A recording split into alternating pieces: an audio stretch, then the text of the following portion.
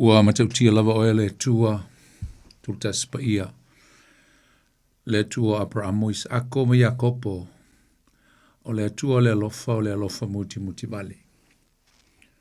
Ua whapena ona mātou wa ia le nei aso le matautia lo alofa ma lofa maoni le tua ia e mātou. A mata mai lava fo ili tai au se ia pa ia mai nei te le fiafi. Mo uli mawina o mātou tangata le tua lo fa maoni la tu singa ma lau puipuinga. E leo lo mātou ola mai li tai au se o mai lava fo ili nei teimi.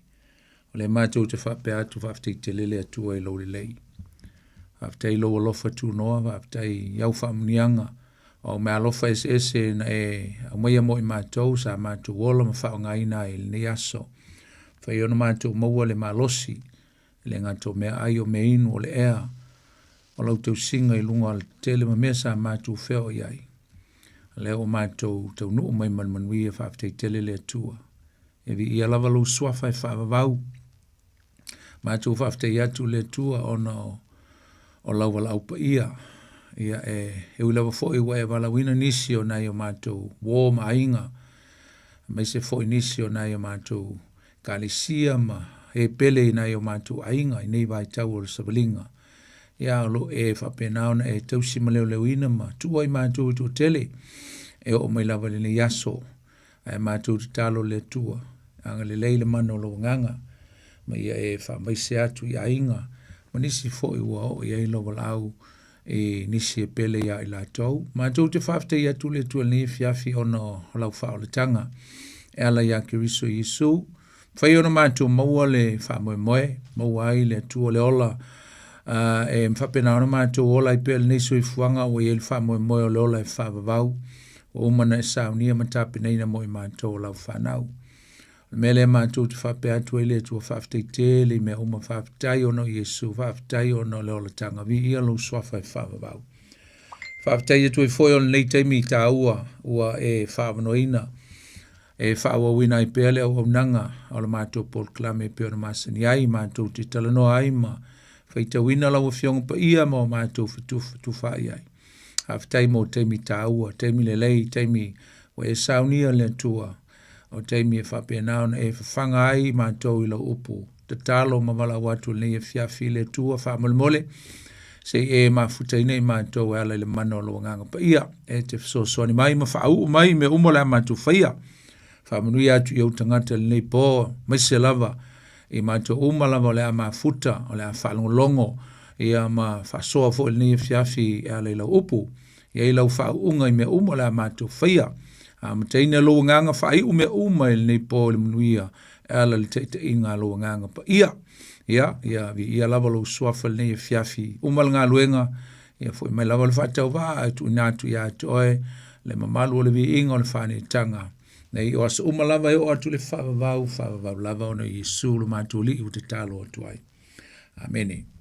Ia e whatalo whatu nei fiafi lau whasau saunga Samoa, ma loro soifua mauma langi mama, o le tātou Paul Klame fo nei o le tutu le Upega ile Loloto e peona masani e son fo te tasi, le fo ua te tai me elo utou soifua maso mātou ola, tātou whisanga i e fo i le mawhana whana o le anganga o le tua, le o tātou mafuta i nei fiafi, au na tu e fo ia to e la auto au na le poni fonti fa ta lofa tu ia te to le pa ia la silasi o si o tatu tu pele Samoa ia iona tu langa maululunga e le no fo tatu sunga fa fenga ma la tu msiofo i so se fa fa ta langa o lo tapo i mai ma fa fonga mai ia ma tapo i mai ne fiafi ile tatu Paul Klame fa ta lofa tu ia tu to le swafo i sul tatu li mo tatu faola. E ngata foi lea whata alofa e tupu mai o si o tātua tunu pele Samoa, ta māmatina o lo mwhai o na whaafonga mai, na i o tātua tu asin sina, o lo whapea nao na tāpua i mai fo le ne fiafil tātua Paul Klame, whata alofa ati ati u tau ne fiafil swa fo Iesu, nisi fo o lo whaafonga mai tono mauta ngase tono whalpui whata alofa ati u tau, le ngata foi lea, i o tonu o whalwhinga luenga o lo ngalu eile pa ia male mamalu si o tātua tunu, a wā tiute mawhaiva, fata alofa atu ia tu tau e le suafa pele o lo tatu li o Iesu Keriso ma lol ngā lue ma lol tau ma lol foi faiva stemi foi ia mai ngā lue ngā tiute ma faiva foi atu ainga ia le file mu ma le saunga le mu le tua ia la uma. Fata alofa le malu Samoa o lo mwhaiona maua ma le tātou poloklame ia i so o se atunu o lo o au mawai tu e whao le nei ke lope o lo tātou no nofo mau mawai. Ia me se fōle tu ua o nai o tātou a inga manu uma la whanga i Samoa o tātou sa ili malo mai, sa ili manuia i atunu e se o le nei la langi a whaio e whaafonga mai. Ia e whapea fo isi o tātou atunu o Samoa pe aini so mafuta mai whaafonga mai le fiafi whatalofa atu i atu tau e le swafo i Jesu lu tātou li whapelpele. Whatalofa inisi o lo whapena fo i ona malanga mai ma asia si mai fo i tonu au ki le nei ia ona o maftanga fo i ainga le ngata fo i leo whale lave maftanga e ka le sia whatalofa i atu tau le nei fiafi swafo i Jesu lu tātou li whaola. Whatalofa whapitole au auna le tūrasunga ia Pastor Peria ia malanga mai o ia mai Brisbane ia ona tūlanga foi oni tūtuangi foi whaale ainga ia whaatsinga foi ia nisi o whanau tu whaatsia ile whaipuiponga ile vaiaso vai atu whaatalofa ila usunga Peria nei fiafi pa whai o maua malitato poloklame ia ele ngata foi lea ia ole sunga ia Krisola ia pe ona fai fo tatu talonga le yaso ia vi ele tu fa malu lu tu fo ya lu pe fo fa ma fa tu fai fo ya lu le yaso vi ele li ata lo fo inisio lo fo no ma u mal tatu por clame o sistemi mo mu le nei fa to a e fa fonga ma el tatu por clame le tu lo Upega ile Loloto first time mo mo nei fa fonga ma el tatu por clame le nei fa ta lo fa pito ya to e ele swafo Jesu lu tatu li fa pelpele. Ia, whatalofa fo le sunga ia sau nei fiafi ma ngā lua tu nei pō, whatalofa sau whamria le tua ia toi male ainga. Ia, nei fiafi Samoa, ia pe fo na si le fia ia ua se atu fo il tātou sa i le whai unga. O le vai aso fo, o le tātou vai aso muli lea. A e la le wha moe, ia, o le tātou tala noa le tātou mta upu, na le lua lava vai aso e tātou tala noa le tātou mta upu, nei ia maa le mta upu, e whata tau anga i le pēo wha upuina whapea. O leo o mai o aso na ato whaina e le atua. Ia o lo wha ai ngoa mai le fionga pa ia le atua. E le wha Britania. The fullness of time. Ia ai a wha Samoina fo i e pēo na tau e la apostolo o Paulo il tu se kaltia lo nam tau pue wha. O lo wha ngā mai ele upule o le atoanga o te usanga. The fullness of time. Ia mai, ai tātou tele i o le tātou mta upu. Ia, le leipea le whailo atu nei fiafi. E steimi mulmul mai o le tātou mta upu. Le whaiunga msalo po o le sfule te eliva. Ia, o le whatali le whaifi au o lo malanga mai le loi. Kalastete sunga ya mapsanga pa ila ia pe fo na ma nga lua tu se tasi o fiafi na fa pa ia e la wauna ia se tasi fo ovi inga po se pese na tu inatu lunga penga release atu lunga le media ia po platforms o le fo le fa longo ai ma tu inatu e awal fa fonga le malu le tunu ia o lo ye fo statu pese fo ne fiafi o le la fa tali o le wauna le malanga mai lo nei o lo malanga tu fo lo tu tongia ia e whapea a tau nuu mai, ia ona join mai lea pe whatasi mai. Ia i sau fo i lea wauna e whapea na ona, whaisi te talo mo le pese al whaifi au. Ia uma fwoni whali talo, ia ona pe isana fisili, ia lea, ia ona tātu, lolo tātu pese fau, o le pese ua whai ngoina whapea. I give you my life. Ia pe whapea lon wha sa moina, a vatu lo wola, ia moleli e ave moleli ele ave mo se silava tangata ave moleli o tatu ola manu o ia ile ava no o le pese la na e fia fai o ia ile tatu proclamie ne te o emisia awa e lua va yaso le fatali ai ia po le aso lua se full fo yo le masina le nei e release tu ai lunga o le media ile YouTube ia male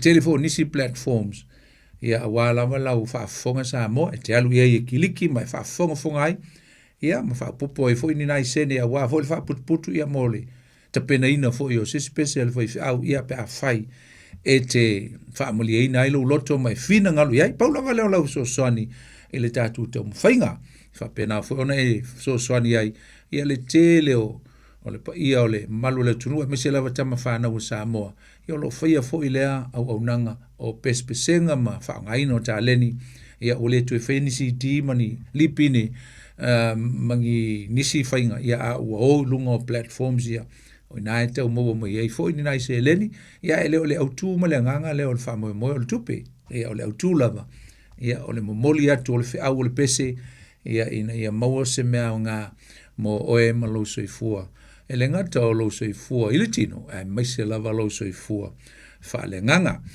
o le taimi la le nei o le fiafil nei o le atatou tala noa ai la le mta upule na o le fullness of time ia po le atoanga o tausanga ma o se whaupunga sa i fo se finaunga i le masaro se nturi lua ma le tolu i to ina na amataina le ka le sian tau i se finaunga i le whaupunga lea pa mai nisi e le io o le taimi e fulfill ai pe whaataunu ina ai le whaupunga lea o le atoanga o tausanga e nisi na finau whapea skolo le tuspa ia mese o au ngata maa o le tala lei ina wa umatula wa apostolo e whapea o le whaataunu ina o le whaupunga e whatoa whaataunu ina i le taimi e whauru whale ai le millenniuma po le malo ke riso i le awhi tausanga ai evo inisi e li lifa ngai i le taimi ua te atu o le taimi lea na whana wai Yesu ke riso o lea e tali tonu wai le tele o nisi vaengo skolo tuspa ia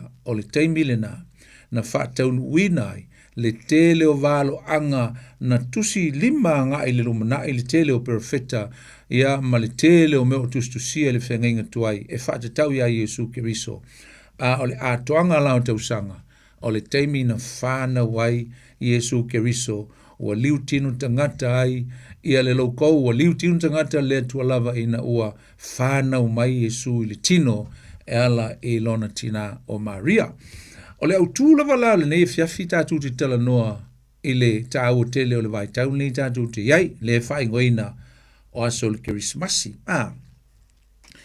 Ai, ona la o le whaupunga lea o te talitonu e le o whaatatauina ngā i le millenniuma.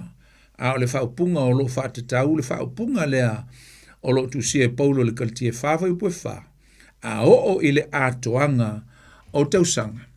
Ia, ona fo ina mai lea, nai whamanulama mai ai paulo ina i upu o lana tusil nai a kaltia. E leipa asi o whaitau o tua kaltia lona tau pue wha, o lona whai upue wha.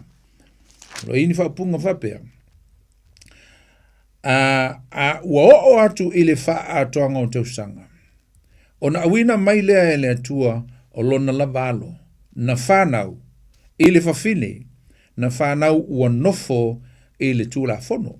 Ia, ma luifo ea i lalo le whaamteleina o le winga o le manatu o le apostolo, o le winga, na tau mai al tuspa ia, o le atoanga o tausanga. The fullness of time is about Jesus was born in Jerusalem, in Nazareth, whanau o ia i Betelema, in Bethel, o ia o le alo le tua, lea ua foa ina mai e le tua, o lona alo, mo le wha o le tanga, o le lolangi, o le tāua la nama le autūle na, o le taimi, ma le upu o le atoanga o tausanga. Sau mo le upu e leni o le ple mora, o le ple Roma. Ple Roma means the time is right. The time is arrived. Ua taunu o mai le taimi, sa o lava. Ia, mai wia ele i loa e se tangata, o lava iskola o tuspa, ia le mi se sinona i loa mamauti noa, le aso tonu ma le taimi na whana wa Yesu. Ia wale tau te waa i la sulusu limo te sema i elo te le tonunga, ele o le aso tonu le na whana wa Yesu. Ia aua, tātou whaonga ina i lea vai taimi, ia ona o le tūlanga lava i suinga ma mea na iai ia le suia inga o mea, me se lava le senturi lua ma le tolu, na iai le suia inga, ia ma maua ile upu lea Kerismasi. O le tūlanga lava ia i le mea na iai, na taunu umai le taimi, i le isi sino na iloa na mautino ina po le ale aso whanau o Yesu. A le winga lao le atoanga o tausanga. The time is arrived. Wa o mai le taimi, o le taimi, ua whanau mai le whaola mo le lolangi. So the time is right, the time is arrived, po le alava la le mea e te teritonu ia i le vaenga na e lua le winga o le upule o le bliroma, luinga ua sa o le leile taimi, ua au mai e le atua, o lo na alo e tu tasi. O le ingoa la e angi ngia mai a i le taimi lea o le taimi o le atoanga o tausanga. E le mua mai le ingoa Yesu. E na mua mai le ingoa o le tangata ingoa ia Sakaria. Lea ua a mataona mai a tu le fase lau tausanga o le taimi o le file mu. Na vavalo fo i perfeta e meise lava malaki na ia valo ia ina le o mai o le asau e mua mai e alanga i le vao fita. Ina ia ta pena masau niuni loto o le nu o Israelu. Awa o le asau lo la to Mesia. Ai le o Ioane Baptiso la na mua mai. Ai na mua mai ia le ingoa o le tangata ingoa ia Sakaria. Sakaria. Ia mantaulia foila. E tolu Sakaria i tono tu spaia. Mua lava o le Sakaria. E lope ini Sakaria ai tatu te ele masalo wa le ingoa e peru ia o le ingoa no fa ingoa ai fa nauma ma tangata e peru. Ai pe tolu a Sakaria i longa i tono o le tu spaia. O le Sakaria mua o le Sakaria o ia o le tupu. O se tasi fo o tupu o le malo pito e lunga o Israelu. Ia o se tasi fo o tupu a mio leanga ma le tausi whengainga e tusa o le whengainga na whaia ma le tua i le teimi fo ina tū lai mai e ia. Ai ele tupu ingo ia Sakaria. Ai e fo ila le Sakaria o le perfeta. O le perfeta le no mai fatasi ma isi perfeta e tō lua o Hakai ia ma malaki. Perfeta mulmulia. Na mai le vai tau fo ile ina ua mawai atu le ta whianga sauta mai pia Papelonia. A wina mai lola uli ia. Le lai sau ai malisi perfeta le ngo ia Sakaria. Ngai second last ea pe susoa nga ia malaki ili fai unga o tusi o le whengeng tuai. Lo luinga la e mua o le Sakaria o le tupu. Lo na lua o le Sakaria o le perfeta. O lesi la Sakaria le la tatu fata waina le fiafilea. O le fai taulanga, ia po leo si taulanga. O ia o leo si taulanga. Ia mai le tu ainga o Salevi. Ia mai au ainga o Arona. Ai mai ile ainga, mai tu tonu au ainga o Arona. Ia po o le matai le ingo ia Avia. Ia tangata o le au fai taulanga uma tangata ia. Ma na sau tonua ia na i tonu lava ia le tangata ni o Sakaria. Ele vai taimi wa fai wi uai le silent period po o le taimi o le a la ngona le sifu fonga o le tua o le ata tala le sifu fonga o le tua na le to la ngona mo le fase le tausanga ia le vai taimi tonu ale o le tula i mal tupu a mi o le anga i tonu o yuteia o le tupu foi le o herota le sili le na ia to fai le malu o le tua malu foi le fai se pa pelu na ia to fai ma matango fie a se ona fala blave ia o se tupu a mi o leanga le tupu e corrupt ana pulenga ia ma o le taimi tonu lea na o lai fo i Sakaria i le vai taimi tonu lea ele leipe asi o tatou vai anga il tusi la lea Luka lona evangelia Luka lona mata upu mua la o lo tau mo mai ini na i tusi sina fai taunga e tau faa mata ali mai el tatou Paul Klame i le fiafia tau riela o le ainga mua leo le whengenga fau. Po le tangata mua fo leo o Sakaria le whaitaulanga. O se tangata mua leo ta uolo na ingoa i le tuspa ia i le whengenga fau. I le tala e whaate tau i le pepe lea o le kerismasi o Yesu keriso. Ia po o le teimi fo i o whaate tau anga i le teimi ta ua leo le a toanga o tausanga. O le ingoa Sakaria na mua lava ali mai. O le evangelia la Luka lea o tu sia ile tala atoa na e manino mai sili atu lona wha maunga nei lo isi evangelia. Ia, to ino Sakaria o lona ingoa, o le winga o le ingoa Sakaria, o manatua Iova, Jehovah remember. Ai ilo na to lua ingoa ia Elisabeta. Ma o le winga o le ingoa Elisabeta, o le tinale o Ioane el Baptiso, o le winga o lona ingoa, o Iova, o lau tautonga. Jehovah is my oath. o le winga nā ingoa o le ainga mo mua lava lea, o le taimi lea, o le vai taimi lea, o le atoanga o tausanga. Ia, ma o seu ngā li ma te tau ia Iova, e hami o tonu. E ele mena tupu le nei ainga, e ma te tau ngā lulue ti ngā ina ma whaile whina ngā lo le tua. O le mena tupu, e le aise la whanau. O na e pāle lo matua, e pāle tina, e le maua se la whanau. Ai le lei lea lau whaitawina. Mai le whaiupu e lima. Mai ona pō he rota le tupu i uteia. Sa ele tes whaitau langa ingo ya Sakaria. Sa ele wasengo avia. O lana wa foi o lo sa arona ingo ya Elsepeta. Sa mi o tonu ila ua ilumo le tua. Sa vali polo ingam tu la fono uma le li e le matau le ngaina foi la ua e le ai se la whanau. E na ua pā o Elsepeta. Wala mātu tua o malava. Ua whaia e ia le whaiva o le whaitau langa ilumo le tua. E awa wai o na wasenga e pei o le tu o whaitau langa. O lona tofi e ulu atu le malu malu le li e wha mu me manongi. Ua ta talo fo i whafo le motu o tangata uma i le tuaso e mu e me manongi. An whaalia le ia te ia o le angelu o le li. O lo tu i le tu tamatau o le whata e mu e me manongi. Ua i loe Sakaria o na atu o tuwale ai lea. Ua o ia te ia le matau. Ua whapea mai le angelu ia te Sakariae. Aua te matau. Aua ua whaafongaina lau te talo. E whanau lau a wa o Elsepeta so watali. E te whaingoa ia te o Ioane. E ia te oe le fia male oli oli. E to telefoi o e fia i lona whanau mai. Aua e sili o ia i lumo le li. E le inu o ia i se waina po o se ava. E whaatumuina foi o ia i le nganga pa ia. E a fua ina whanau ma ia. O ia.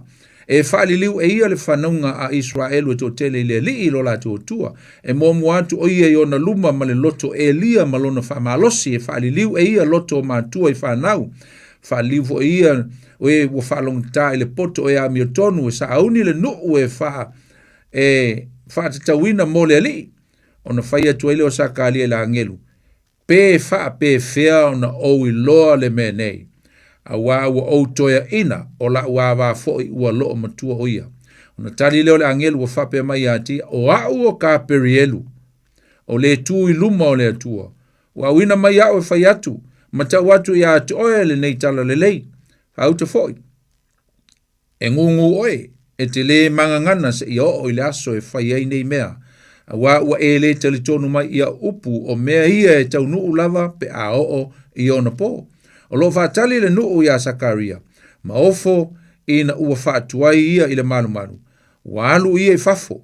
A ua le mangangana ia te la tau. Ua la tau i loa ai. Ua na va aia se whaalinga i le malu malu. A o ia ua ngeno atu ia te la tau. Ua ngu pea o ia. Ua uma o na aso na whai ai le ngā luenga. Na alua i lea o ia i lo na ainga. Ua mawai aso o na tō leo Elsepeta lana va. Ua nofo whaalilo o ia i ona masina e lima ua whapeane. Ua whapea o na whaia e le li ia tiau i ona aso ua sila mai ei o ia. E ave ese ai lo uluma o tangata. Ese ai lo uluma i tangata. Amen. Ole vaenga mo muala e tātou te mawai le umonu whamatalanga tunga le te leo nisi vaenga le amatanga po le introduction o le tātou mtau. Ole vaenga le whatau tonu ai a Sakaria ia malona tō lua. Tangata ami o tonu, tangata e le matau le ngaina, e mata tau ia Iova, au na mga lue, ai pausi ona whalawalawe, e le se la whanau. Pamei te talo i aso e tele, ai le maua se la whanau. A ole vaenga la mai le whai upu e valu e ora se fulu le si o tātou whaatau aina. Ole tulanga ole filifilia o Sakaria, na te whaia le ngā luenga po le ministry tā ua lea. O le susunuina o mea manongi i le malu malu, tutonu le malu malu. Na filifilia na te whaia se te tā ua lawa i tutonu le whalo le tua. O le alu le susunu mea manongi ia. O le au whai tā ulanga e masani o na vai ina i kulupu. E vai kulupu, nai mo mua le tupu, no fai ngā tupu e lusu mal wha, fai po e fitu o sumal walu nai wha matala, wha malama mai ai, ia le vai ina o vaenga ia le au whai taulanga e o mai i le whale o le tua e te o lima se fulu le vai aso, e whaia le ngā luenga. A o le kulupu la iesa kari, o le kulupu le au ainga o avia, mai lona valu le whaasolonga o tiute o le malu malu. Ma o te tonu la le vai aso. E tasi le tangata e whaile lato vili, a o le io o le vai aso le amatele o aunanga, e whaile vili, po ai o le to lima se fulu lea, e whaasanga i eile vili, o le tangata la e whaasanga i eile vili, o ia le to fie le ngā luenga, ese le tau o le ngā luenga lea, o lea, o ia na te lilingi ina, ia le mo mea manongi ina ia whaasu, mo le ale tale, fo ile li tutonu o le mea pa ia whapenao na alu aile manongi anga i tutonu o le, ulu le ie pui pui, fo le po le ie le ufiufi, ai ulu watu le manongi lea o le ale tale i mea manongi anga i tutonu o le mea olo, ia ile mea silisilo na pa ia ile, lo ile ato la aua le tua. O le tofinga e taua tele, ele e sea o le tōtele o whaitau langa e whioti aile i whaasanga i ele vili. Ono le tāua ma le tōtele fōi o le au whaitau langa e fia ngānu lue mai e fia maua so lātou taimi e fia ngānu lue i lea tiute po lea ngāluenga. O le mea nai a leiona a uma loa le whaatasi o le turn po o iaile le awa noa o le tangata e ngā lue i le mea lea.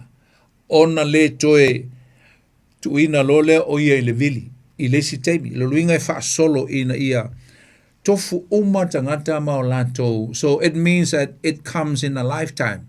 E tasi e wha tasi le tausanga. Luinga o se me tā ua. A wha sanga la le vili atoe, o e te whaia le mele le vai yaso atoa. O lou li lingi ina, o mea manongi, a le ngata foilea, o lou responsibility, po lau mta whaioi, e te yatu i mo meo tu unga la mepa, masui tu unga la masui la mepa, ma tumu suau ule olive mea whapena. E le so ona tango i eise whaita ulanga ngā o le tangata ua whaasanga i ele vili, langa o le vili, po le lot. E whai loa mai e le tele tonunga tangata Israelu. O le fina ngalo leo le atua. O le alua ila o le whaita ulanga e whaile ngā luenga. Ia, e ei maisi au li e to olua e fisosoni ai i ngā luenga ale tangata leo filfilia fisosoni ai le matuina o le ipa au fuofu o ia ile mea manongi lea e lingi ma. E le ngata fo ilea ia e ile mea mana o ile whaita ulanga lea ua filfilia. Ia e whai atu ila uli ia ile mea o le whai ia ona ole o le oisi al to olua le la te fisosoni ia. O Sakaria tonu lavala. Lea na whaasanga i ele vili le teimi tonu lea. O ia lea o le aalu tu tonu e susunu mea manongi. A uma lana whaile ngā luenga Sakaria i le aso mua. Na ifola ia lea. Ia ma whai atu lana te talo i le atua. O na whatoa o e role i fafo. Ia wa uma ngā luenga i le nā aso. Ma taulia o le taiao ia ma lea fiafi. A o le aso mua la i le temi po le tolu i le fiafi ua. Tau e ono to e whaile ngā luenga le fiafi to e ofo i la le uli ia. E whaile la to ngā luenga. To lima sifuru i la tau. To tolu e o tonu. Ia o lesi o vaenga ia e serve i fafo le polkiko maisi vaenga e ngā luenga wha sale vi wha austaulanga. O le lunga la o Sakaria tu tonu le fiafi le aso mua. Ia. Salo tātou te o ti ai. Le ana whaita wina. Ia ai i loa le angelu le atua. Ia ua sau ma le fiau ma le good news mo ia. Ia ai mataulia la. O Elisabeta, tātou lo Elisabeta. O ia o se whawhine e le whanau ma ua a mea lea ma mea ua lea mana ia ai i la ua e le community o Sakaria ma Elisabeta. I to tono le community e te tauna a vea mani tangata e tā ua isa, o le whaasa le vi, a whai poipo le si sa le vi, le whaita ulanga i se teine po se whawhine o tu tonu lava o sa le vi, e la tu tel tonunga, ua double portion i ele whaamnianga le atua, ua whaalua ina i ele whaamnianga le atua, i le ainga lea. Ai ui la e whapena Sakaria ma Elisabeta e te tau ona i loa i le whaalua ina o whaamnianga le atua, ai mulmuliane, e i loa e tangata uma, e pā, e le whanau. Ia o le vai la tangata i mea whapea. e le se mea fwele le whapea tangata, e se whawhita auli tau le hao whapea e le whanau ta maloa o na tūlanga o ni me whaale tonu ia te, e le ni manatu whapea nao tangata e tua ia i me whapea. Na pauale tala tangata, e ei lea ngā sala le ainga lea a le o le tamaa o le whawhine. E mafuai ona le mau, langa o le aile ai utai e le me o le pā, o le mala mai le tua. O le mala mai le tua, o le se suli, le se tausia i la ua, le aise whaamanuianga, ringa vai e le mafuanga, o le anga sala. O le mea le, e te tau ona ave le whaalo alo ngia, le whaalo alo, double portion, po double blessing, po double honor, e le unga lilea, ai peite iane. E pe look down i e whata sina ina e tangata ma pe ulangia. E tusai ma le upu muli lea le whawhine o Elspeth, whamai ua wha o mailo o wha lumaina. That will be the end of my disgrace. Wa o mai, aisa, o le mea nasa iai. Ona, tatu wawa ilola ia lea i le ua te atau sanga o le ainga, le whamai o se ainga e tatalo mo se la tama. E pese fesili e tula e mai. Pena wha awau pēr lal te talo a sakalia ma Elisabeta. Mo se la tama. Tu ia lal te talo nisi manaonga. A ole manaonga wha apitoa ale. Ale la wailo a sakalia. Wa te atau sanga e te tau e ona whanau. Wailo fo Elisabeta. Ia wa taimi ia masalo po o fitse fulu. Fitse fulu. Ma te matenga au skola masalo taimi ile o fitse fulu po o fitse fulu tupu. Loinga, o matua pasi mamao le malosi e mwhai e na whanau. Ne tatu te loa. Pe fo Abrahamo, Masarai, mo ola ua i tau sanga ua. Fitu lima, ia ua. Ova mara fitu furu sarai, wa ata sarai sa. Asa me wa ata sarai, wa ilo o te am tau sanga e mawaise. Mawaise tama. Alfasili. Whamata na toe nau. Ia le toe ina malo matua e toe te talo i le tua mose la tama. Ina wala iloa ua le aise wha moe e toi mawaise la tama. Ia, te lopo la sautali ai. Ai pio so manatu wapea, ai longa ngā toi nau saka alia e te talo i le tua. E tusai ma le tau ma ia i le angelu o le good news. Ai umatua lulua lulo saka alia. E whawewheo na tupul nei mea ua autoe ina. Walo umatua fo. Ale no whaita wina. Ai maali pe atatu mako fau fale. Fale mako fau iai ili fai mai e tō anga e te talo. Ai pena nau pela saka alia i lona ono se fulu, ono lima, fit se fulu, wo aina matutua. Se ia o lava ina fai loa mai le angelu ia sakari. Pena toe nau, le toe ina malo mtua e toe te talo. A leo fafo se ia ona. Ia lela na utau, o le vai te mi tonu lea na olai, ia si lo matua mas toe na, o vai te mi leanga fo ia i o le community tu tonu iu, te isa, o le tupu herota, ia vai te mi na tulai me herota mzalo pole, tolu lima, tolu ono, tolu fitu, PC, si o mai lava i le 4 PC, le te mi na whana o Yesu, o te mi ia o le piliota lea, tu te a fast hulta usanga na tulai me herota, i so mai elona talii, le na wha herota fo ima, le ana whanau mai Yesu ia o tula i mai lona tali le ana whai el whai ungo Yesu e whasa taurua. Ai, o le vai teimi tele mea whaapolokiki, tele mea whai tu au, tele mea whai longa lanu, tele le aamu, tele le tausala ina fua o tangata, ma ave Roma, mewa lo inga sa corrupt. Ai tula i mai si lo matua masi to ina i lea vai teimi fia mause la whanau, te talo me wapena. Ai sa tele tangata, na latu amusia ina le nei ainga. Sa hola la nei whaitau langa o Zakali, amalonto o lua i stemi whaita. Mana hola la ua ia tu maunga i le tu i sauteo o Jerusalema. E whaisima mau e se manasareta. Nai tu sia mai whai upo tolsu maleiva. Ai e whato ao mai lava i le vai teimi ia pe a whai e la vea Zakaria e tu tonu o le 5 sefuru lea. Le 5 sefuru lea au auna e servinga ia le malu le tua. Ruinga au i vai teimi ia ona to atu e whala talata mai lea e sau Zakaria e alu au auna e whaile na ngā luenga. Ia pe fo e anis teimi o mai e il taulanga mai e Jerusalema au le tele o le la teimi. E no nofo i la ua i uta i atu maunga. ia tu maunga e le tu saute e faisina mamao e faisina mamao ia tatu tala no lo lai lo o mai le angelo saulo le angelo le tua ia Zakaria faia le au nanga Zakaria ile taimi le lona lua le aso momua na faia le ngaluenga Zakaria fo itu tonu malisi to lua le malu e fai ngaluenga ia ai fa sei ona fa ali mai le angelo le tua ia te matau atu ia te le tala leila no faita wina o le tala leila fa mai Zakaria ua filifilia louto o lua Elsapeta e whanau mai e ia o se tama e mua mai ia e lo whapunga e le ile e tu spa ia ai o le fo le o se whamtalanga le winga i le tala le angelo mai e to Elsapeta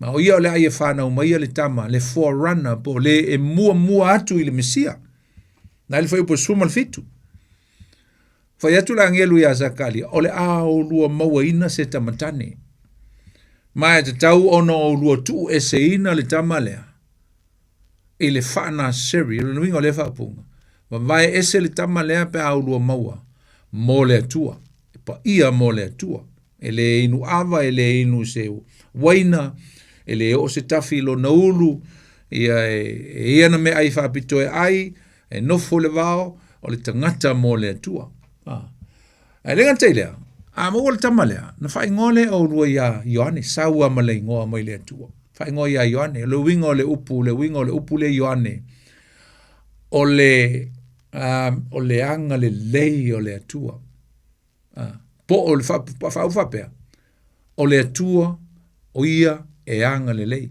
God Britania God is gracious po le atua e tumu i le alofa tu noa gracious e sau mai le upu grace winga o le anga le lei o le atua po o le atua o ia lava o le anga le lei le winga o le upu Ioane ia lena whaatino a Ioane i lana whiau na sau mai ia o le ale whiau whailo atu le anga le lei o le atua ai ui le meta o le salamo repent no atu le o le anga le lei o le atua i so se tangata e whaalongo le tala le lei a le o le a muli mai a tau. O le tala le lei mo Zakaria, malana tali atu la i le atua, ngai le whai upo sfulu ma le fitu, sultasi o le suma le fitu, le umon whai tawina. Le ua, mo al watu la angelu tono le mepa ia, mai ui la sa whai atu le angelu i se tala fia tele, ia pe a manatu la i le tele o tausanga na te talo ai le toa ina womon tatu tala noai. Mo sana tali. Ai pangalea. O le response ale toa ina i le tala le leina a mai le angelo.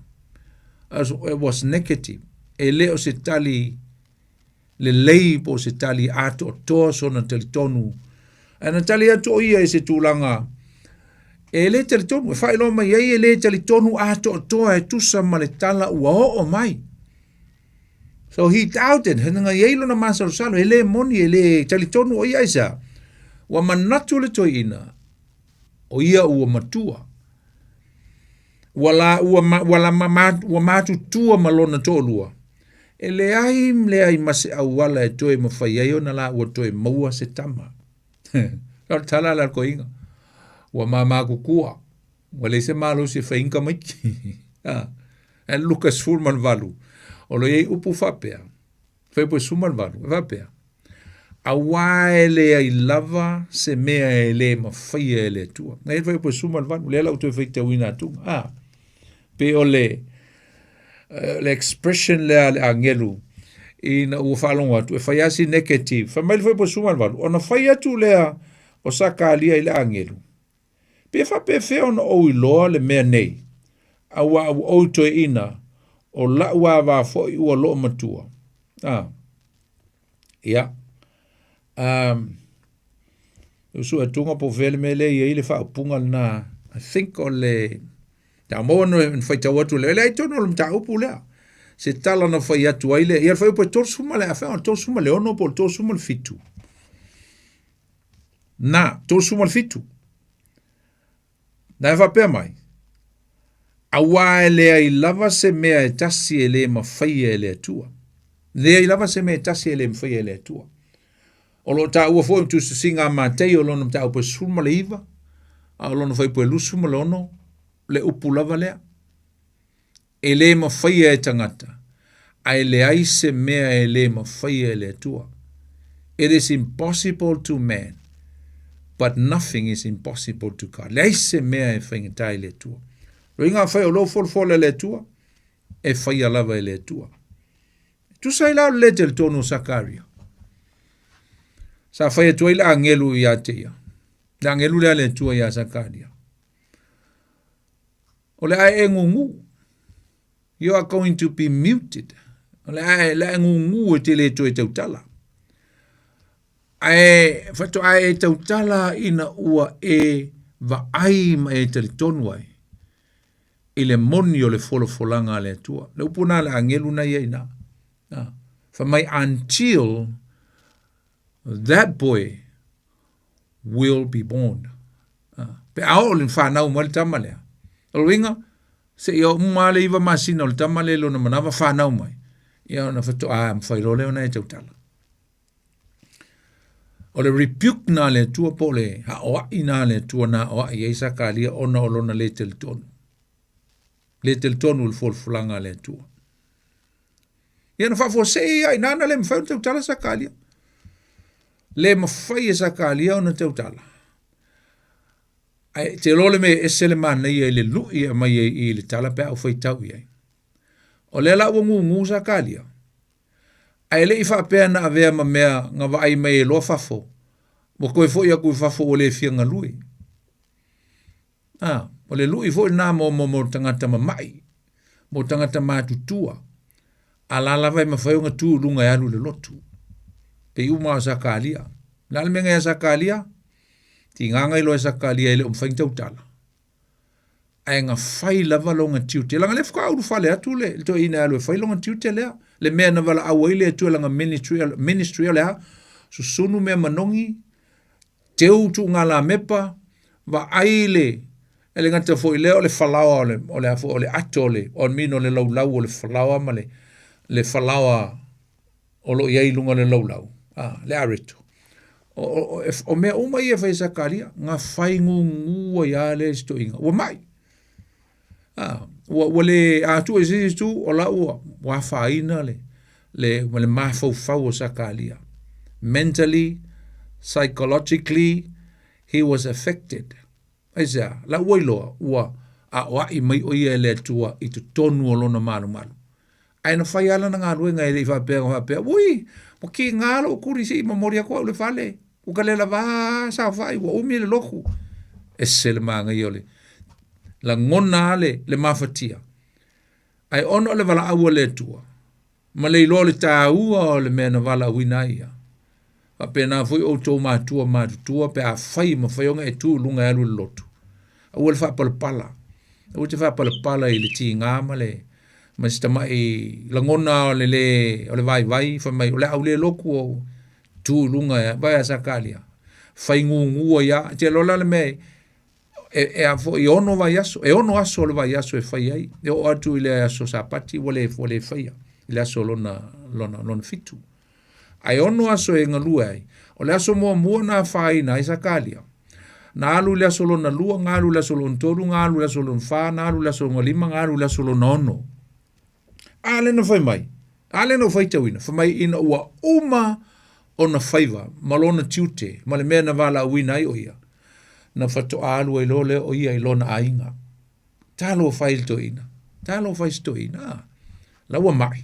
Laua I loa o ngungu. La lava inga lue. La lava I whai le fina ngalo le tua. Te lo ina mo tatou. Ia wha palpala. Ia wha vai. Nai mea la itia e ti ngā ai. E matau lia la. Le la no what na ifo ia sakalia matatalo. I tutonu. I le lunga I le taiao mua, I le aso mua. Ai, mataulia, o la fui te talo mai le nui fafo. Mataulia o le winga o le mea le aso mai le wailua ale tale. O le ale tale le I fafo, le susunu, le fai le taulanga I fafo atu I le portito. O ina le sa wai le siri le la to tolu sa wai malalola. Sa wai tu ulunga ole ale tale la le tonu ole me pa ia.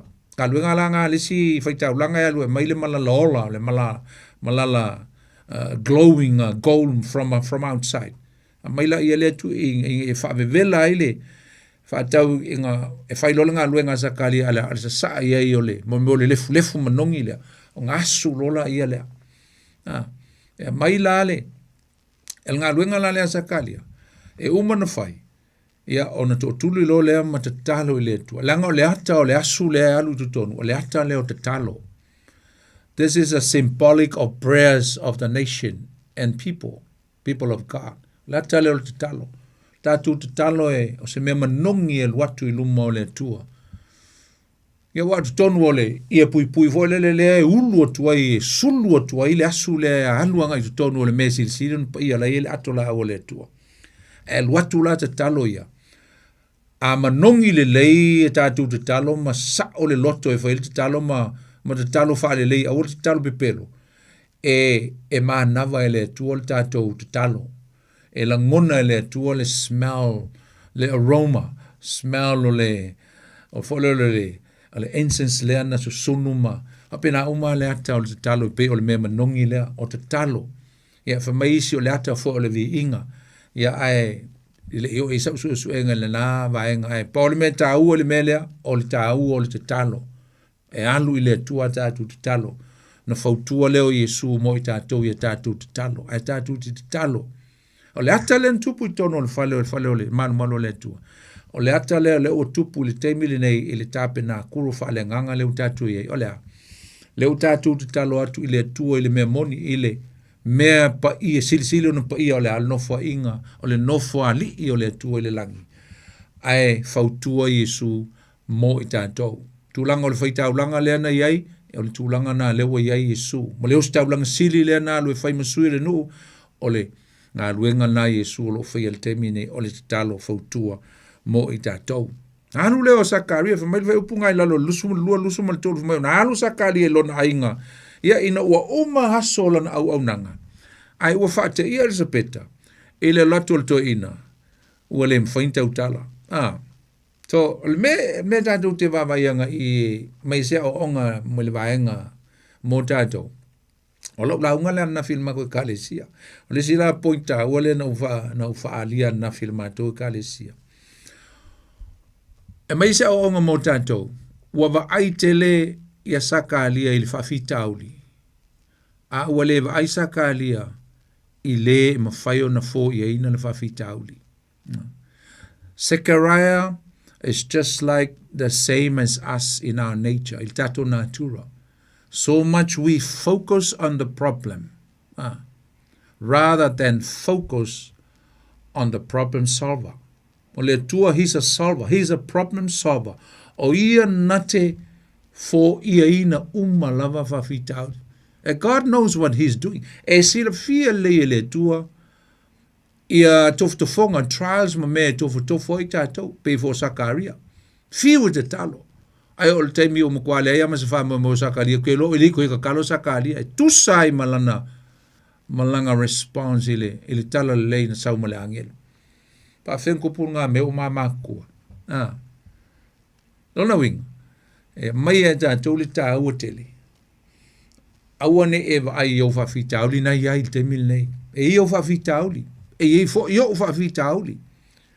Ai tānu mia ai tātou i o tātou whawhita auli.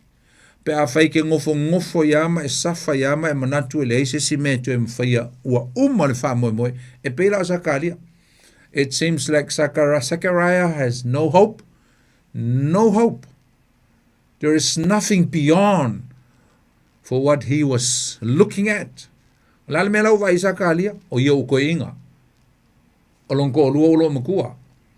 Wa pasi tau sanga.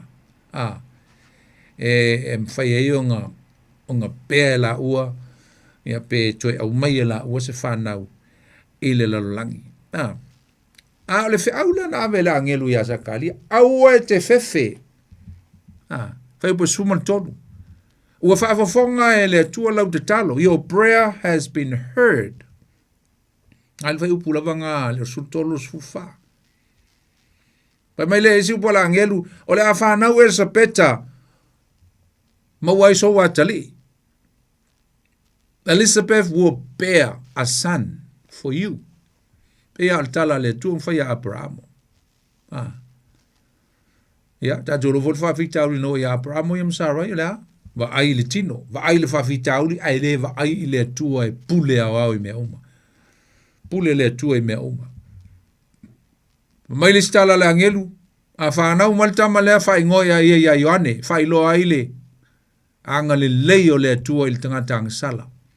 Name him John, so that the grace of God to reveal and to express the gracious, God's gracious, le alofa maleanga le leo le tua ile tangata. Mai le stala le angelu, o le tamalea, e ke oli ai, e oli e fo i tangata uma e whaalongo i le whanau mo le tamalea. He will be a joy for you and delight to everybody. To tele tangata fia mo oli e le whanau mo le tamalea, e whai upo suma le wha. Ana fo i e le wha upunga e wha pia, ale whai upo suma lima suma le wha pia, o le tamalea, o le a whanau mai a olua. O le tamai matua matau tia le sila le tua. He will be great in the sight of the Lord. Le vai le kele o meo expression ma mega kawonga excited ai saka le wai fafitai le tua. Pa kala marka mai kiki oka. Ai le fanga o malta mai titi all matua. O le si mea taua ngai ai ile upola ngilu fa mal tamalea. E fa tumuina o ye le nganga pa i le taimi e fa na mai e lontina. He will be filled with the Holy Spirit at the time of his birth. Fa tumu o ye le nganga pa e se pepe e se mai a Yesu. E se pepe na tupu ele mele nga yoangia e se mai a Yesu lango le nganga o Yesu. The only boy that was born filled with the Holy Spirit. Makaukia. Ya le ngata le ngai la tuile the revelation e winga ya Israel fomol tamale. O le ai fa li wina le nu o Israelu. Ileli. He will turn the hearts of Israel, the nation, to the Lord. Ta mai e momuatu o i luma e pe o Elia na momuatu. Mai e momuatu i luma o leli, o ileli o Yesu. He will come or run before the Messiah, the forerunner. Whaataunu ina ai leo le perfitanga a Malaki, ilona mta upo e wha. Na ie se whai upu, mdala le whai upu e wha lima ono, na ie le Malaki e wha, na mai ele walo anga e winga ia Elia wha mai e aluatu foi o ia ele nganga o Elia. Ele o saka alia la. A o Yohane le baptiso. Lale nganga o Elia. What is the spirit of Elijah? The forerunner. Le nganga o Elia na mumu mai o ia. E ta pena le ala e taunu mai Elisaia. E sau Elisaia e sili atu le matautia o mena fai Elisaia na ilo Elia. Ma pena fo ilale nganga le na sawa Yohane. Wana o ia o se leo e alanga i le vao fita. Le vao fita o le whaalong te tau Israelu i o latu loto. Le vao fita le na. I nā tiu te uia e utou le ala mō le li. Mumu mai ane, ai muli mai Yesu. Ia, le o mantatu ta ua le tali tonu o Sakaria i le whai upo sfuman walu. Le ipa au toe whaitawina. Mai ona whai atuai leo Sakaria le angilu. Pefa pe feo no au lo le menei. Al whai po suma le iwa mai. Ua tali mai le angilu. Ua whapea mai a te. Oa ua kapilelu. Au whai tau il tala le. Pe fōlinga mai. Sa apia mai le angilu. Fhoi lea ilona. Ile tala mo muona wha mai le angilu. E pe ele apia mai. Ile. Fhoi whaali mai le angilu. The real angel. Pe ina tau tala mai whapea. Ai o lava ale leo e tali tonu wai a Sakaria. Ai ina ua le tali tonu Sakaria ili tala le lei. E pe fōlinga mai ngā sui ai i ale stanza ale angelu. O sa ulola angelu tu tonu ai luma o luma o Sakaria. Ma whamai, e te le loa o au na awina mai le tu o au. O te tu I luma le tu, I stand before the Lord. He ordered me and I'll come to let you know the good news, and now you reject it. Ua e te ina. E tu sa ima upu. Nā le whamaile po suma liwa, o tale atu ia whau mo whape atu, o au ka pilelu. O i pi o itala angilu. O le tu I luma o le tua. Wa awina mai au e whai atu. Ma tau atu ia atu oe, le neitala le lei. Whaauta foi, e ngungu oe straight away. Mai lola angelu, now you're going to be muted. O la e ngungu, kere koe kaukala. O le taimi ale na e le I toe tautalai. Pa o le fisiri wape, e sa menga le whaanga e tia, why didn't he get excited? Sa menga le fia aim oli Sakaria I le o mai o ngefi au manga ia. Ai sana le, sa menga le punga I lungor ko inga ma wape, vi ia le li ma sanga vi inga I le tu. Te lol tati. O le ai o se tel tonu. Me whawhita auli leo Israel o me ka o le disbelief. O le tel tonu. Ki ngā le kelo o mea maka ukia ma wawenga na wa ai e le tua. Ai whai mai a mātou te sili ale menga mātou iai. Doubt. E masalo salo. Masalo salo Sakaria malele tel tonu ma ua wa ai I whawhita auli. A ua le wa ai o ia. E le matautia o le atua, o le mawhai o na whawhoina whawhita auli. Ia, na e sau le whai po lusu ma le tasi ma lusu ma le lua. O le lalawa ngungur ka o kamo sak. Nga lai whai mai ai, ia waulu whafo atu, walu ngela e whafo. O le alawa tautala no I le fiafile o laso mua mua. O le ale mautupu, ua ngungu. So vai tau tuan fa mai ro fa tali no ya Sakaria ma ua ofo ina ua fa tuai on Sakaria ma ofo no fa tuai mai ile malu no inga wo o le tai mo tiu le tai me ka wing sa Sakaria fa le lo isi uri ela tolu ya malisto lima sfuru le fa fol potito mai si va nga po pengala tu lol melen ku ya Sakaria msalo nga Sakaria ngo ngai loa le melea le timinga encounter male tua ile o mai le angelu. Fiu fatali. Lusu malufa mai walu o ye fafo. Ua le mga ngana means he is mute. Wale mga ngana ia te ilato. Wala to loa ai ua na wa aia se whaalinga ile malu.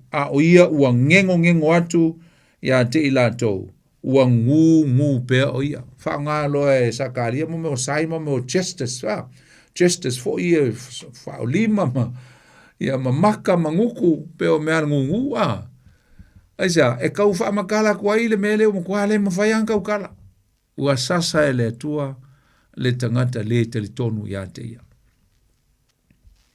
ia am taulia la ia report lusu mal tolu ia na fa mai ua uma nangu fa mai ua uma ona aso na fa ele ngaluenga ona alu wai lea o ia ilona ainga. Ia ele o whamatalanga mai lea so lona lua ma le lona tolu ma le lona whama le lona rima ma le lona ongo.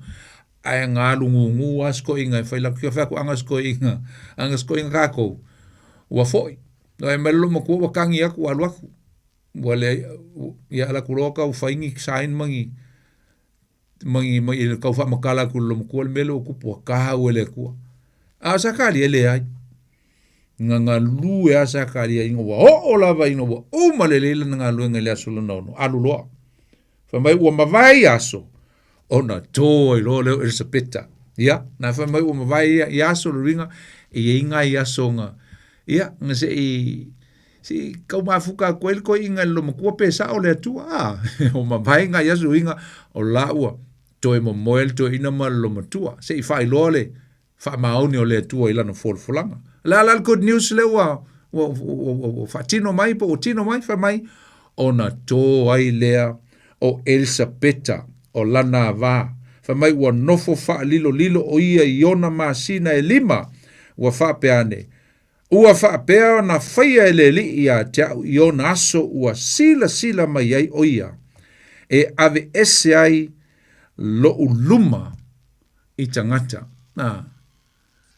So that this, what God has done for me today, will remove the disgrace that was upon me before the sight of people. I maka o ka ngaka ka wemu pa ngaka ula matangata a amu. Matangata tau whai mai a woi vai le whai whiaul, woi vai le whai kaulanga lai, woi vai wa. Ia, la. Lea la wasa ule atua. Whaatau no ula na wholwholang. Lea la ua, ba ai saka alia ile matau tia o le atua usum tua whawhine. Tau tia o le atua. O lea la ua, o mai atu la le vaenga le ua. Tau mai atu le vaenga le ya sakalia, al tala ya sakalia, ma le sapeta. O le whai upu lusu ma le lima, lusu ma le ono o la va lima su ma le ono. Ese fo ila le tala na ia ina. Non tatu pa ila titi la ia. Ia on tatu o rola ia le whapa, ia le tatu pese. Ia matatu fo i le fiafia wala u whaafunga anga. Ai o le whai upu lusu ma le ono. O le lima sifulu ma le ono.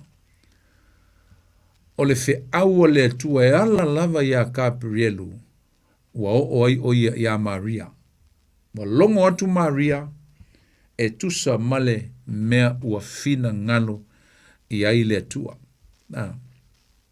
Fai upo e lusu ma le ono lai o ma lusu ma le valu. Ese le ta ua tele, lau fai tawina.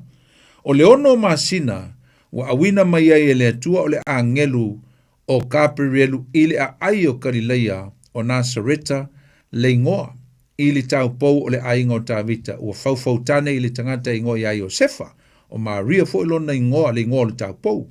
Ua ulfale mai le angelu ia te ia o na whapea mai ele o ia sio ua lofa ia te o ele wa lofa ina ua ia te o ele li amu ia o e fafine. O kale mātango fie. Ia, sa nofo ma ia Maria i Nasareta i se o se nuu e le tau o tele Nasareta. It's a very low dwelling city kongo le meka o Nasareta. Ele o se mea e mau intangata, mau o loama. Very, very humble life i kongo o Nasareta.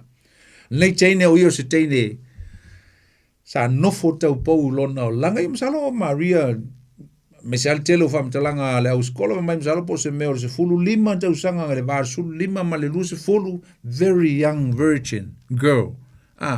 O io se tau pou. O io se teine ma malo na o langa. Fa maoni le tua. O sta i ona matua. O sta i le tu la fono o le tua na ave ya mose. Le taimi foi lea. Na alua le angelu ia. Matulia la le o le ono masina o le mai o. O le mai to le. O Elizabeth. Le na alua ia le angelu. E approach ia Maria. Taimi lea. O le taimi tonu a lea o lae e whaile mea o le tau o le wha mau. A Maria ma Iosefa. Ele i whai puipo. O whaile mea ta o le betrothal po le wha mau. O umana whengai ainga sengi pepa. Nia kai pefolo me se arranged marriage. Marriage kala noa matua ma sengi pepa ma sengi le whengainga. Ia on ia ma wheilai on o lole mo ta o le piliota o le betrothal po le piliota o le whaamau. E tasil tau sanga. O to tonu na le tau sanga leo le whaamau a Maria ma Iosefa. Le sa o le whaapunga leo le faufautane lo nuinga ua malie Maria o le aia a vea Iosefa mana tane. Ia le ngata fo leo o Iosefa o lea ua faila na filifilinga o le a vea Maria. O ringo se whengainga. Ua umona se ingi whenga. Ele i whaia le whaiboipo, ele i whaia sa uninga o le whaiboiponga. O lea ua malilia ainga. O lea la ua ele upulo le betrothal ia po le malilienga o le a faufautane. Faufautane ia Maria ia Iosefa. Ia. Mau tatu masalo ngai leo whaitawina nei e le fai upu e lua suma le valu fei lo e atua i le angelo le atua i a teia. O se fai upu ese le tāua i le fai upu le lua suma le valu. Ia le ngata foi leo lua suma le iwa. Me se ala lua suma le iwa mai ua wa ai atu foi o ia. O na atua tu vale lea o ia i lana upu. Ua tau maa natu foi o ia. Pese a le winga o le nei alofa. Te lea wala tu le angelu ma whaailoa tu le whaamanuianga. The angel revealed the greatest blessings bestowing upon this virgin girl. O upu ia na whai atu ai, wha mai walofa ina oe, walofa le atua ia atu e, wa ia te oe le lii. Amu ia oe i teine uma, po whawhine uma. Blessed are you. O le whaamanuianga. Whaalongo la Maria, te oro mea tātou te pikia mai i ai le i, o tua se, ai le i tātou te otu i le siwaenga o le tātou fiafi. O le mana tu natu ma le whaata waina le tangata neo Maria, o upu na amai e le atua, e ala i le angelu. O le tāua o le whiau, o le tāua o lona vala awina, tāua tele. Na ma natu iai ia Elisabeta, ia Maria, ili tāua tele upu nei. Whamai ua maai atu o ia, upu la ia, ua atu vale ai lea o ia, i lana upu. His word, o le upu o le angelu a le upu o le atua, o le whiau o le atua. Whamai sa tau ma natu, foi o ia, pese a le winga, o le nei alofa. Te loa, o i tātou te loa i le character po le winga o le tentiti lea, po le teine lea o Maria. E leo se teine mimita. Sa loa stein Samoa oka, waso e lunga ma. Wafo e le expect umagaka le sau o le sau o le Mesia. O Israel. Ala ua folfola tu ia Maria, o ia lea o le a. Na whanau mai le Mesia. Ele i se show pe mimita pe proud pe arrogant se la ngona nga ia Maria. Ai mamol tangata ele titi, ai matua lo na mafofau. Fa mai na manatu lea. She was thoughtful of the word, o le upu. Na mafau loloto Maria i le upu. Langa o le yo e Maria, o le whaamanuianga le lewa mai a te ia. Malamlama leia Maria, o le whaamanuianga le tua. E le whapea no na mai o le whaamanuianga ia toe. O nga e ta whao i lea ma e ta alo le whaamanuianga. O le whaamanuianga le tua. A o mai le whaamanuianga le tua ia i tātou, e peo na ave ia Maria. E sawai maona matawhaioi. Maona tūlanga o mea e patino i le tangata ua whaamanuia. It comes with responsibilities. Mea na ele mimita i Maria, ele yoso i lunga ma whapea, oi ka fio lae, au le la whanau mai ele tupu, au le la whanau mai ele Mesia lalangi. Ele mimita whapena, ai na ma natu. Mary was thoughtful of the word. O le upu, tāua o le upu. O le upu la, o le upu ngā o whaamangia ngā mea ngā mai le upu. A lailo e Maria. O i a whai o ia lela a whai matina o le Mesia. E sauai maona tiute, maona responsibilities. Maona tūlanga e le whapea e a mainga e ka whao i le mai me mitai. Tau te tala noa ai la vai Yesu fau.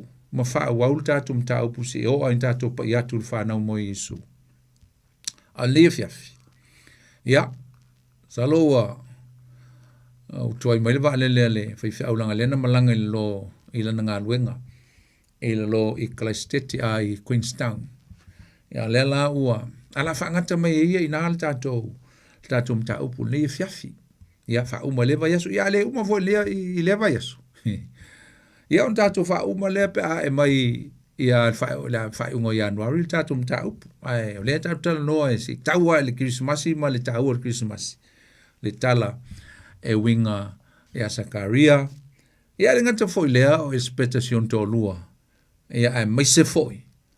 Ia o Maria mai Josefa. Na filifilia ele tua. E fai mama tua. O Yesu ke riso. Ia. E Samoa le fiafi e mule atu le nganga fa afte tele lava. Tele lope ye se vala au fia vala au mai lava le fiafi ala le tatu mta upu. Ia te lo la au te fai au te talo atu le pese. Ia te lo ia so fai a saupe te talo le ma pese ona. Ole a fai e mali mom saul tatu pese ole le USB le el pese ia ona. Tau awa tule le la su mai sau watu le masingi lea. Ia e ta ile ma pese. Ai la watu stato taimi lea. Ia po le a se mea peise se o fia balau mai. E le ia fiafi. Ia ona whaunga lo leo le fitu minute muli lava. Ia e whaunga le ta mai ai ia le. Ia le tatu pese ia ma whaifu stato talo. Ia ona ta mai lo le sunga ia sau ole. O le tatu pese. Le ia fiafi ai lela watu peo sava no ai a fai leisa se vala mai ia te lo le tatu sa o lava e le tatu pese le fiafi ma fai se talo foi ia ona watu rola ia le e a foi sunga sa o ta mo tatu pese fa longo e foi ma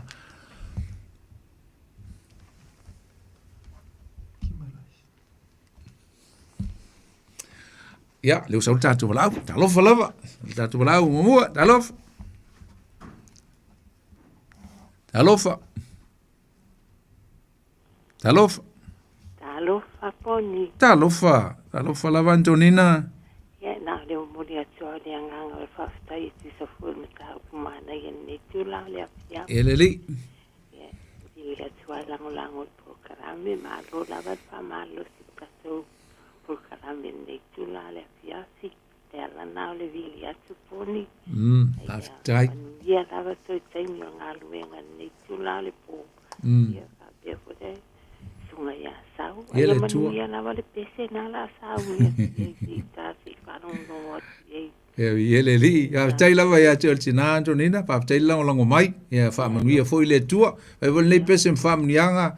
Ia, ai mai se foi o sau ni atu Christmas. O tatu vaso mwuri vaso fou a Antonina. Lofa tele atu. Ia fase fua. Ia, le statu walau, ta alofa. Alofa lau. Kiki lalo. Ia, lewe lalo. Ia. Pastai la mula mulu. Oli, malo, te tina. Paro la basoi ko sa mai lalo. Nga pare lu pali. Ia, sau no mai lo langa. Le toititia umal ta taimi o le fia tal tato pese. Ia, le nga e fai kalai mai ki nga ya mari. Ia. Me pa maroa. Pa im kapti siri. O le mengo vile kuai. Mga mia se ko kalo mai bo ke ila mai fa ko kalo lunga. Pa fa kili lunga. Oi, Cheki umalu lo fale ala ke le ma so pese. Talo fai. Wa o le te me fa apio. Oli, o la vea tuai la talo fai u la mantua tuai o ele talo fai o tatou. Pa ri pe kile o ke le pese la kalo ya Yesu. Na. E whaftai, se i wha solo atu le tātou wala au inai wala au i etu toi. Ona tātou e le tātou pese le fia tātou oli le fiafi. Ia. Ia ai alofa tele atu i atu oi. Ia, whase fua. Ia, whase fua. Whase fua. Ta alofa atu le tātou wala au, ta alofa. Ia, maaponi. Ta alofa. Ia kopo. Ia, oi. Malo. Ia. Pai la paso ri iglesia. Ia leri. Pe ore paso pai sa ko paso i ki mo ke a. Ia. Ai poni, le bere ku paso ko ho mori. Ia.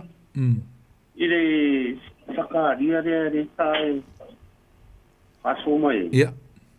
Ile sakaria mo ka upo ko. Perfecta le. Ia, perfecta sakaria. Ia. Mai le pa bunga se mai o. ile o Yosua. Ia. Ia. La au e lua. E o fo mai sa ka ni ngai. Te ke nga ave mai o fas o ile ia. Ye sa ka. Ola sa o ngame. Okay. La ka ngol fale pe ka kur per ka kai masang. La ngole se Italia tu ngai wala uia. Ia o masaro ni sio fili malta tum tau sakalia le mantu o yone ma. Ai se io ta filo e foi il ta telefoni. Poi lo ta tali il ta fili. Ecco po. Ai fa tali malta tu pese le coi kaku. Do foi lo cartesi se le ka me pese. Okay. Te lo ai. Ha se fua. Ta. Ya, fa talo felicitas wala talofa. Yo lo fa ka lo fa sunga fa fa nga fonki. Talofa lo oile sauno. Yo lo kama. Oi vai poa. Ole au o kalolo. Oi, kalolo. Ya talofa kalolo. Ya, ma lo la ver so fua. Alo so fua. Ya o ko ku fa lo nga wala kala mai la ulinga ya fa mangia por kala mengia fiati. Aftai. Mangi ngom malam lama o le fa ringa na ngirungang fa ya Maria. Ia leli. Ya. Ile awala ma wala lo nga wi mai lo ka ko fa ola. Ya nga skenki ki anga pe skenki fo le iva. Yo po lunga mo risi ku kala ya ku risi pikong wa. Ala. Si va mai o vai fa yo mo I ava.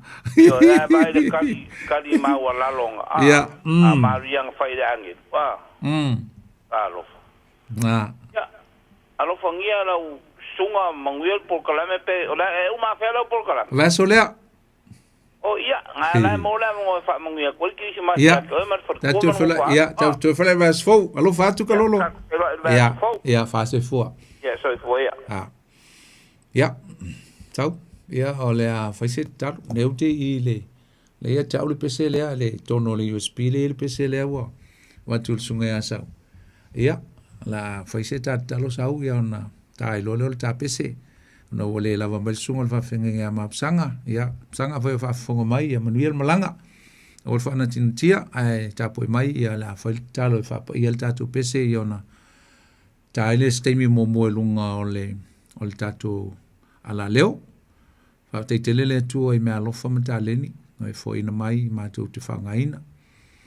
Fa tu ina fo ni pese tu fat sia ma watu ai sa finga I lo le leima lo fa maoni pe fo na e fa ngai no ma tu olanga ia na ma tu fa ngoina le pese watu ma tu ola ia te oe ina ia fa ia lo finangalo talo ni fia filo swafa Yesu Keriso ma lo nganga fa u se fa ia ni pese le swafa te male alo mle nganga ia I fa lava le fa mnianga mo na yo ma tu tenga te Samoa Muli atu fe au nei pese ya nga.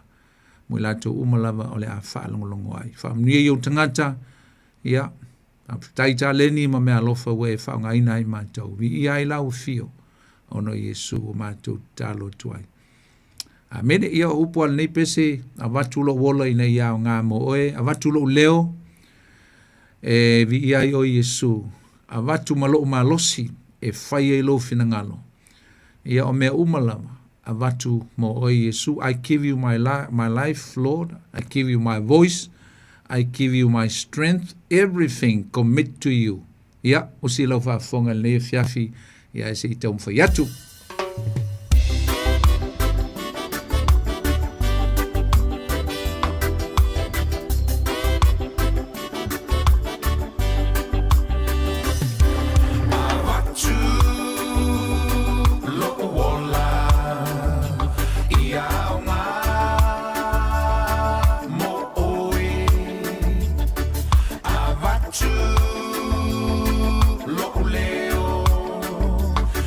Vi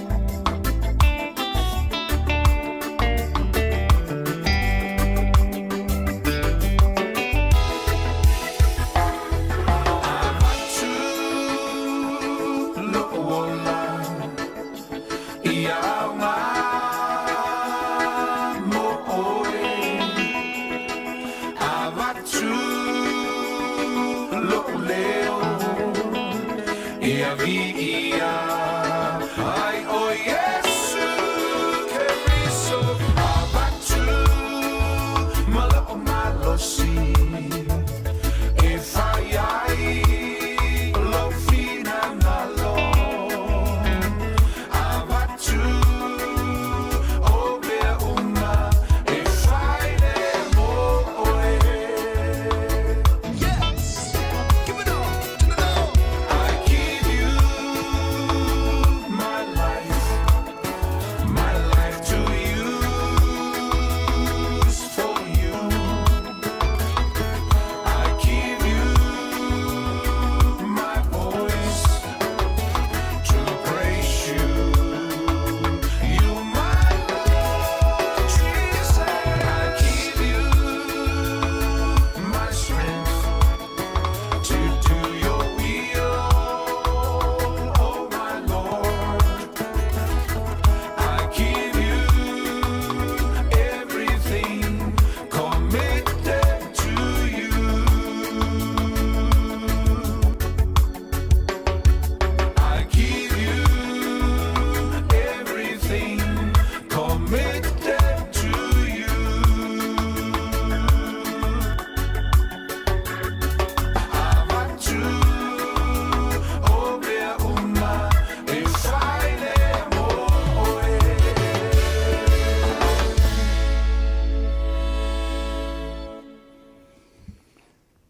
Ia, ia le tua, tai le tua i me alofa ma tā leni ia o tā pesel na, o le taimi release atu i le soluse fulu o le masina le. Ia, ona e alu le lunga o le YouTube, te wharongo ai, pēr whai te fia wharongo ai i lo lava taimi. Ia ma omi foi le subscribes, ia ma ngata foi lea o le likes, ia ma me uma em foi na e whaia. Le pese ia se pese ta o tele i lo langa o le vai. E o le taimi ana liu ai le langa le tasi iwa wal fitu. Ia na mua fatu ai la pese leo na mua atu. Whaftai le malu le tunu na asia si fo i le pese mua na watu. When you touch me, Lord, pese mua na mua fatu. Taimi na liu ai le langa i le li. A le pese lo na rua la lea. Na fatu le amatanga lava o le valu.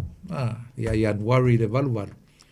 Ia u whai lolo tau tinonga ina ua iloa le leio le li. Ia o le aawatu umalava mea alofa mata leni. E whao ngā mo le whinangalo le atua. U whai lasi lewa o le pesi. Na i fol teimi mua na pu e ai. Ia le u toi pu e po le. Toi pu e ngā whaalua lea. Ia a ue i fo se swinga.